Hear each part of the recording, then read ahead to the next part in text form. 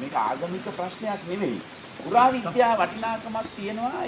ඒකින්දනේ දැන් මේ අනුරාධපුරයේ භික්ෂු ආමුදුරු වාසය කරන භික්ෂු නිවාසය අපි ගැලෙනවා. ඇත්ත වශයෙන්ම කියන්නේ පුරා විද්‍යා කොටසේ තියෙන ඒවා ඉවත් කරගන්න. ඊට පස්සේ ඇවිල්ලා වඳින එකේ ප්‍රශ්නයක් නැහැ. වඳින්න ඕන නම් වඳින්න පුළුවන්. එන්න බලන් දෙන්න ඕන නම් බලන් දෙන්න පුළුවන්. මෙතන බැලුවොත් බලන්න මේක කිසිම වටිනාකමක් දැන් නැහැ නේ. මේ කටකරන් ගහලා බලන්න ඕගොල්ලෝම කල්පනා කරලා බලන්න. මෙතන මේකේ තියෙන වටිනාකම සම්පූර්ණයෙන්ම නැති වෙලානේ. මම කියන්නේ ඒකයි. දැන් මේකේ තියෙන වටිනාකම සම්පූර්ණ මෙතනට කවුරු හරි කෙනෙක් මේව ගැන ඉගෙන ගන්න එක්කෙනෙක් අපි කියමු පිටරටකින් ආවා නම් එයාට දැන් ඒවා මේ පසුව හදපුවනේ.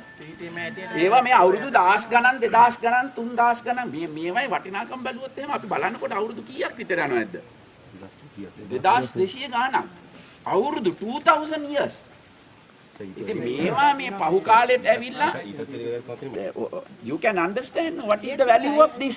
I can understand because there are Arabic doesn't matter then we'll have to look for those things no yes because those things have not been studied no that can be studied but Arabs came much after the Sinhala Buddhists came to the Sri Lanka no I can understand that but this but it is not the argument there is no argument the argument is the issue is let the archaeological department do their job then anybody can then if there are they will analyze that and say okay the Sinhalese culture or the Buddhist culture came in this era then if there had been Muslim Arabic come there then they had come in this era so we don't know nobody knows about that so let the archaeological need hamdulillah sir අරාබි වල පරණ ඒවත් ආරක්ෂා කරන්න පුළුවන්